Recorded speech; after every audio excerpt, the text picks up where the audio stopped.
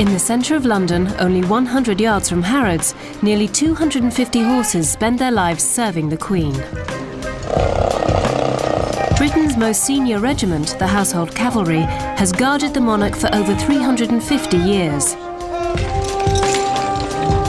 This series goes behind the scenes of great state events.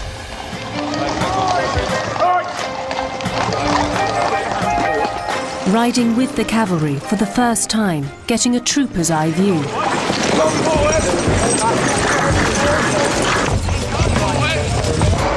Driving with the iron horses and the men who work and fight with them.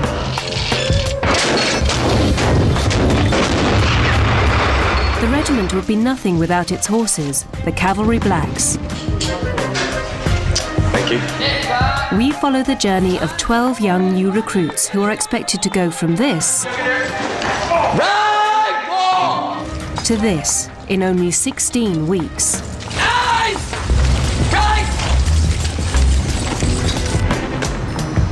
And discover the living history behind this remarkable regiment.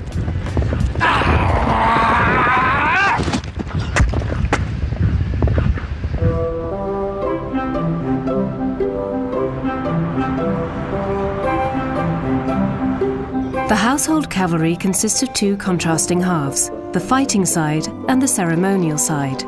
This morning, the combined mounted regiment, the Life Guards and the Blues and Royals, practice ceremonial duty in Hyde Park.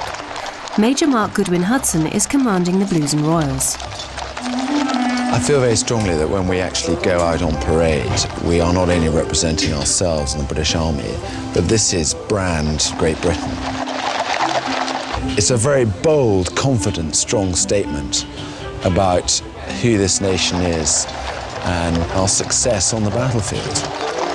We are there to honour the Queen, and we do everything we can to ensure that what we're doing is excellent. The regiment constantly requires new recruits of both horses and men. Yet 95% of the Household Cavalry have never been near a horse before they join the regiment. 12 new recruits are about to start a 16-week crash course in riding. If they pass, they will qualify to take part in all ceremonial duties. Trooper Glenn Forrest has no idea that he has just embarked on one of the hardest courses in the British Army. I didn't have anything going for me at school, because at school I used to tear away. School didn't suit me one bit. I can't sit still for 2 minutes in the classroom learning. So I thought, Army's the only way I'm really going to get anywhere and get a career out or anything in this world, so that's why I joined up. Look at that, mate. He likes you, Forrest. You know what that means when its ears are back?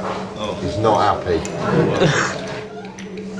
Trooper Bobby Baker is only 17. He's spent his whole life in North London. I basically joined the army after I left secondary school, so I haven't really done much. It seemed like something to do, get away from like your mum and everything, start like being a man basically. 20-year-old Quarry is 3 years older than young Baker. I've never ridden a horse before, so I'll probably be flying off later. And it's not long before he's showing Bobby who's boss. I don't think the horse likes me. Why do you like him? I know, he keeps trying to bite me. Give it a kiss. Be more confident with it when you go in. Put your hand on his bum, give it a pat, and then work your way up. Don't just steam straight in. If I get to know you, either that or he'll eat you. One of the two, isn't it? Not really nasty. I think he'll probably eat me. He'll be fine, mate. He'll be good. Salisbury Plain. In contrast to their fellow soldiers on ceremonial duty, the cavalrymen train for war. They exercise their iron horses, the scimitar light tank armed with a 30mm cannon and capable of over 50 miles per hour. On active service, the Household Cavalry are reconnaissance troops and experts in hide and seek. Corporal of Horse Richard Bentley is a senior vehicle commander. We operate 4 of our own troops.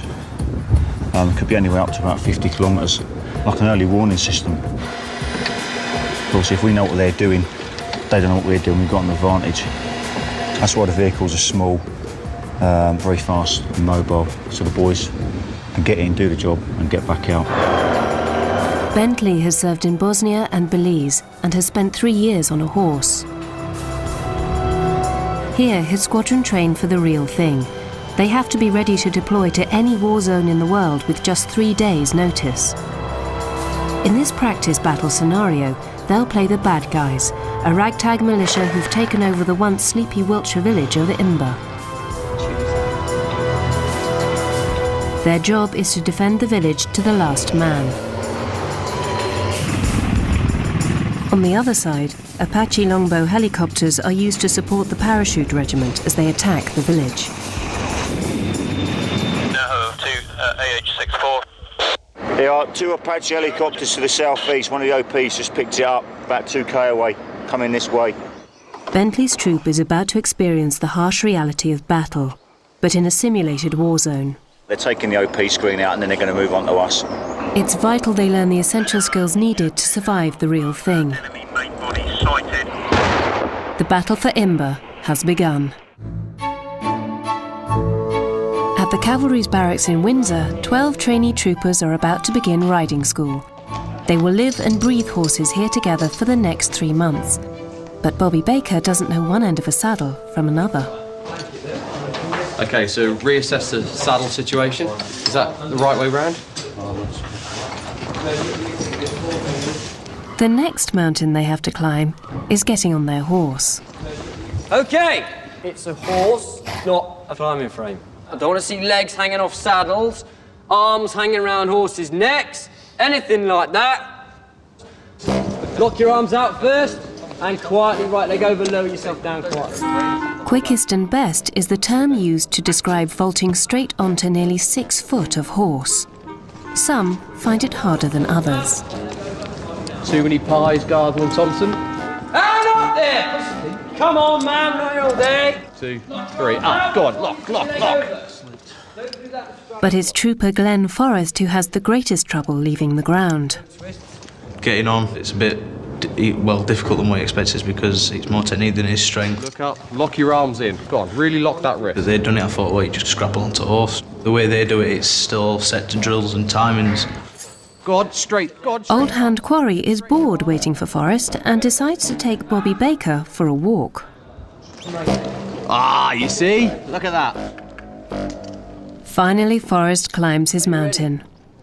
Once everyone's on top, it's time to take the ride for their very first equine steps. OK then, so here we go.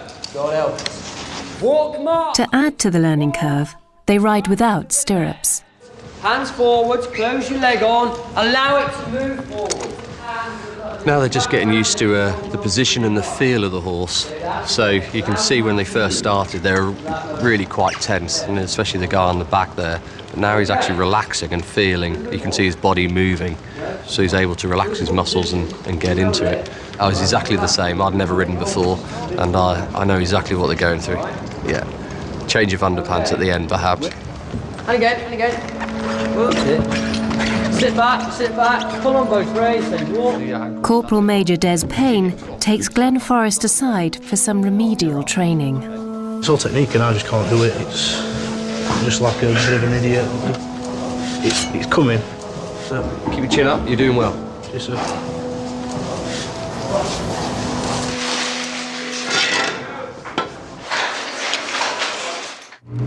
Night falls in Imber, a besieged village fortified by a company of defenders and the household cavalry. Tonight they expect to be attacked by hundreds of troops. They'll practice the vicious art of street fighting, a vital skill needed to survive modern war zones. Inside a bombed-out house, Bentley briefs his crews. We'll move our 2 vehicles into the wooded area. All right, so we're out of sight, so they don't know we're here. We'll set them on the net, and as and when he wants us, we'll bomb burst around the village. All right, giving the 3 paraboys to the enemy as much stick and harassment as we can give them. And that's us. All right, waiting for the war to happen and for us to get involved in the war. Bentley's crews man their tanks and prepare for battle. Being the op for the enemy, we're slightly outnumbered, probably about 5 to 1. And they've got attack helicopters as well. I think we're here to die, to be quite honest. But Colonel's plan is obviously we've got quite a few plans ourselves, is to make it very, very difficult for them. And so that the buildings are very, very heavily defended.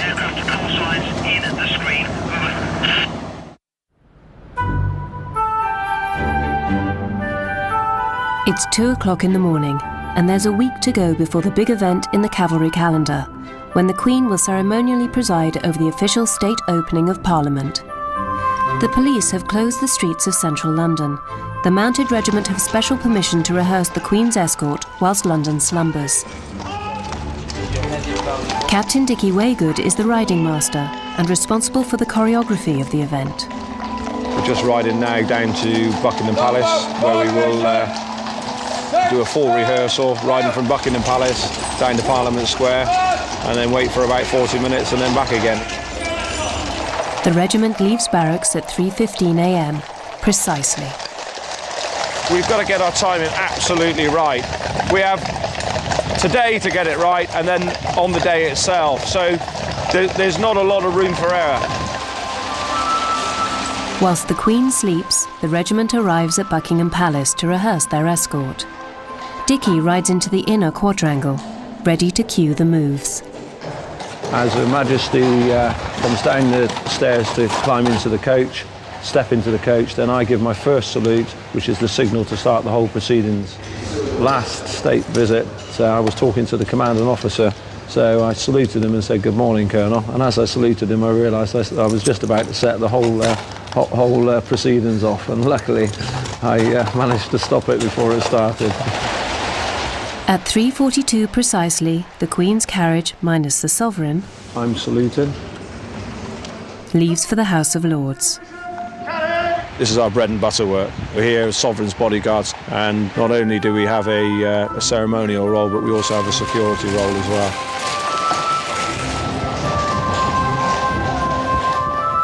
The household cavalry then escort an empty Queen's carriage down the Mall.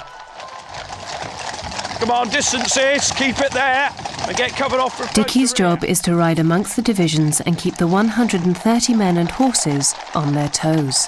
Carry your swords! Come on, right, straight! Get 2 yards knee to knee, the leading section! Without split-second accuracy, speed and timing, there will be an almighty horse jam.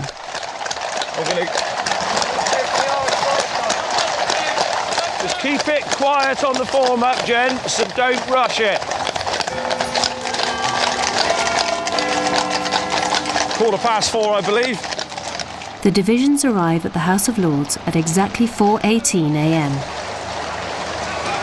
Dickie takes the opportunity to make sure every man and horse is in their precise position.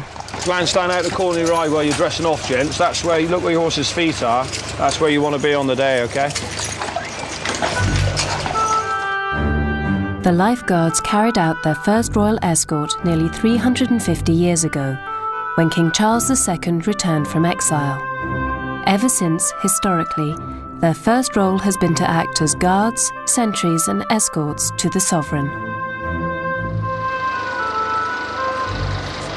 Dawn starts to break as the cavalry escort the carriage back to Buckingham Palace.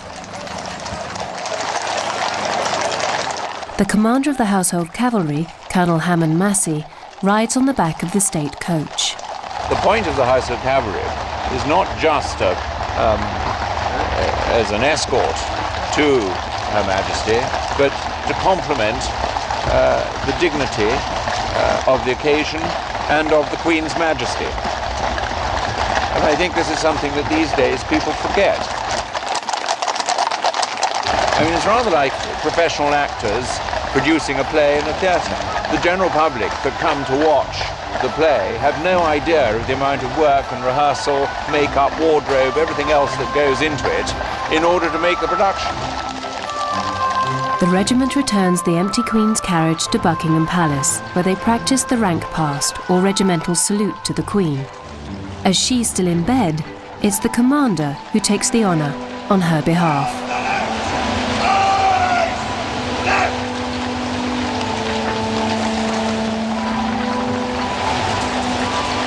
You must keep going, gentlemen, you must keep going.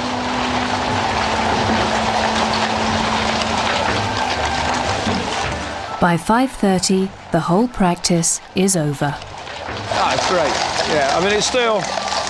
I think when you stop getting that little tingle down the back of your neck, then that would be time to pack up, but that's still happening for me, so no, it's fabulous.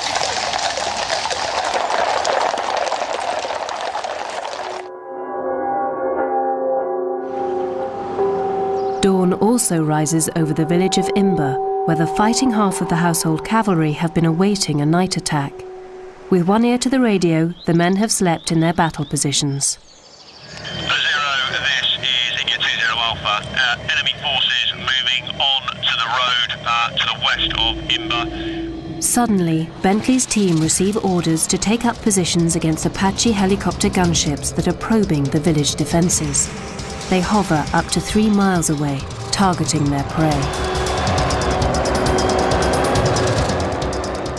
With his machine gun loaded merely with blanks, Bentley takes on the helicopters. Contact Apache, wait out.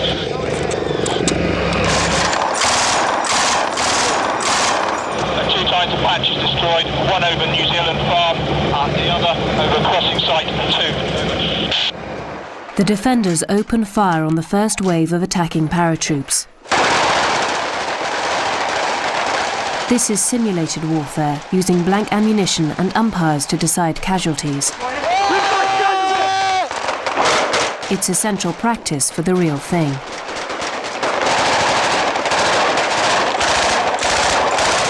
The attacking paratroops are judged to be losing the battle. From our point of view, it seems to be going very well. Just caught the net, it seems they have run out of steam. Soon the village is littered with pretend dead and wounded. But the paras press on with their attack.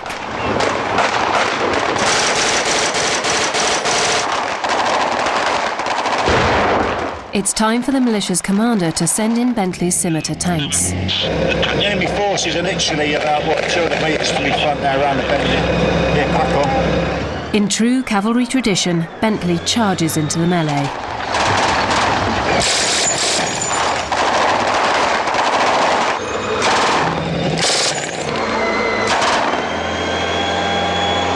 But this action causes the attacking paratroops to call in an airstrike.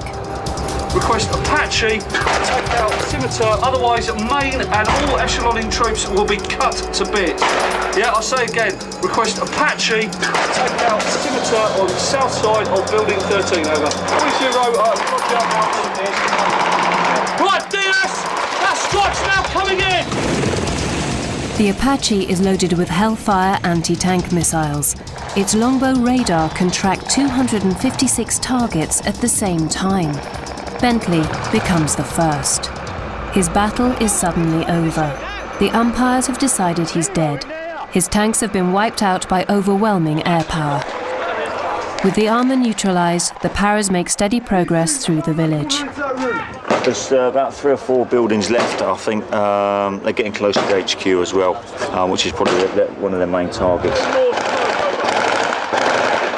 You all right in there? Doing something like this at the end of the day could keep you alive if it come for real. It's like anything, the more you practice it and the slicker you get, you train hard and you fight easy. Yeah, you're dead. Bentley and the armoured regiment are always in a constant state of readiness for war. But before joining the tanks, most troopers must spend a couple of years riding horses on ceremonial duty. It's the 5th day for the new arrivals, and the 5 o'clock starts are starting to sting. Getting up at Sparrow Park o'clock every morning. That's a brand new one. Just have to work with it, basically. The pressure's being piled on by Lance Corporal of Horse, Mark Jaworski. Hey, what are you doing? Listen to me. Hey, look at me. Sweep the stalls out. This is the way it works. Trust me, man. That's why I'm in the job. You sweep the stalls out first. Complete, everyone's. And someone says, everyone's stall's done. Yeah. Nice one. Get up the end, sweep down in the oneer. Job done, breakfast. All right, you're making work for yourselves. You've got to start working as a team. Do you understand? Let's get it done. Let's get a scoff. Come on, I'll make Marvin. In only 4 months, these total novices will be expected to take part in a major parade almost every week. It's one of the hardest courses in the British Army to do, the riding school. It's so intense.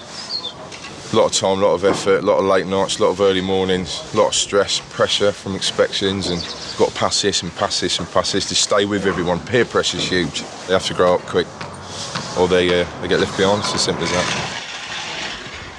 But at least the boys are beginning to bond with their horses. Trooper Kiwi Hookham is playing footsie with Vagabond.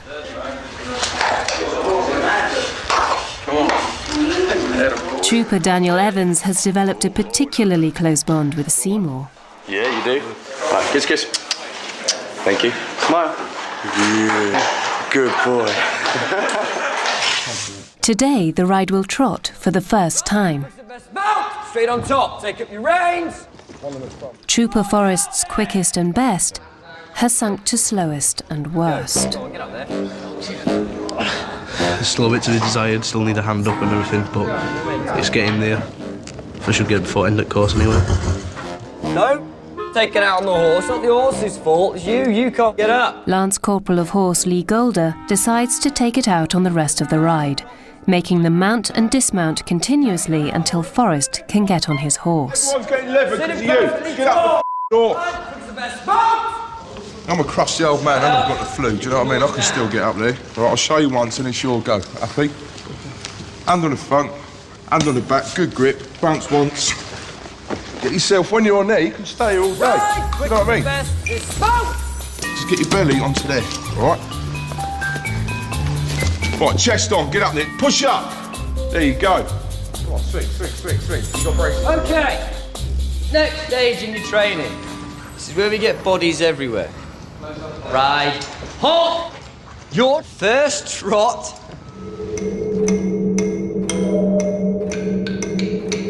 So ride, walk, march. Ride, prepare to trot. So there, rot. Come on, get your legs into it, get it forwards, get it up there, come on. Keep working the legs. It's not long before the ride takes its first casualty. Ride, halt. Another one bites the dust. This course is going to be no easy ride. At first I thought, yeah, anyone can ride a horse, it's easy peasy. Nah. Well, you've got your paras and your commandos. They should come and have a go at this because I bet half of them couldn't do it because it's really tough going. It's the hardest thing I've done, without a doubt. Well done for this morning. Not an easy thing to pick up, the trot. However, we cope with it. A few accidents, and we're going to have more of them when we start the canter and when we start the jumping. Okay, but so far, well done.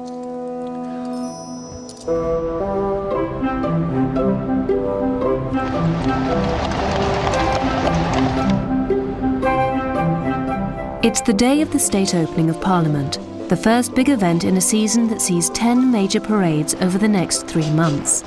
The bustle in the lines of temporary stables hides the pre-match nerves. Over in the officers' mess, second-in-command Captain Rob Gibbs is getting dressed.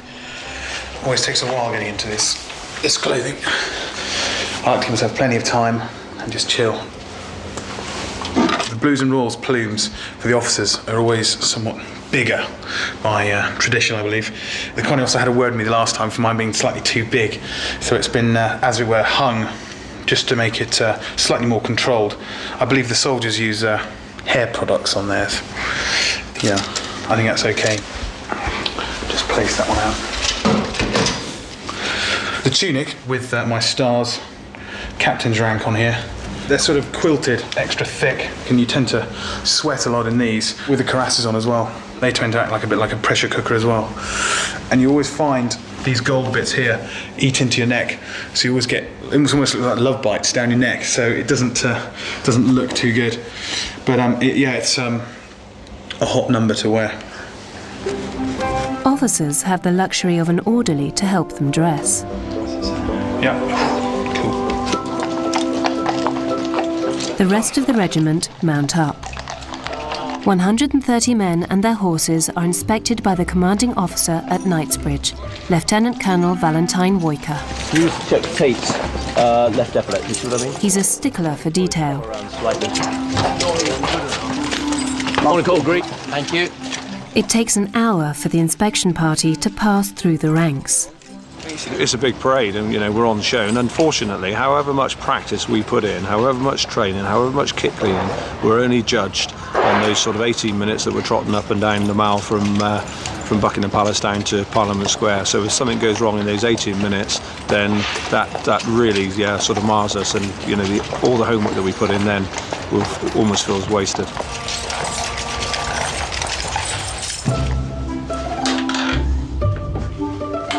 Major Mark Goodwin Hudson is the field officer. He'll lead the regiment and personally escort the Queen's carriage.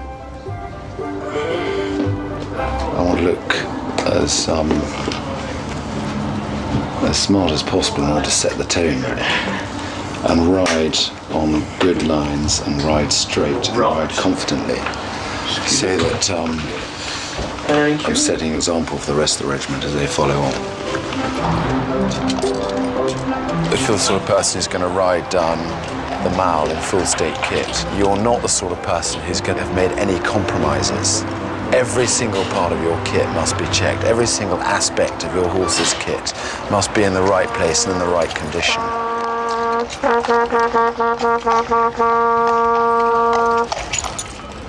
The regiment is tuned up and ready to go. At 10:18 on the dot, the entourage leaves barracks and sets off for Buckingham Palace.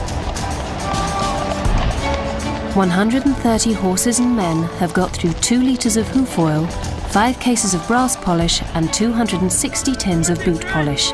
It's taken at least 1,000 man-hours to get this show on the road. Throughout history, monarchs and governments have come and gone, but one scene that has remained the same for nearly 350 years is the household cavalry, escorting the monarch to and from Parliament in this key event in the cavalry's calendar. The eyes of the world are upon them as the Queen arrives at Parliament.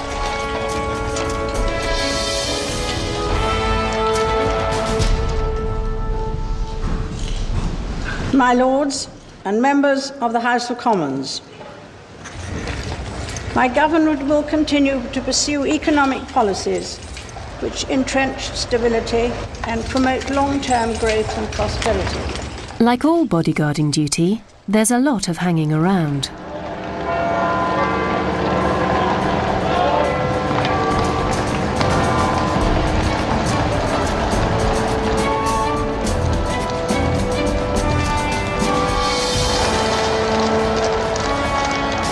After an hour, the Queen concludes her business and the escort is back on the road. After 4 hours in the saddle, the household cavalry returns to barracks. Mark Goodwin Hudson's family are waiting for him. It went very smoothly. We had the spacings. We were going at the right pace. It was good. It was very good. I was pleased. I also managed to get a coffee at the House of Lords, which was good. Very good. Yeah, it was great. Next time on the Queen's Cavalry, the best turned out trooper is presented to the Queen. But Warlord has other ideas. There's cantering chaos in the riding school and firefight practice with live ammunition.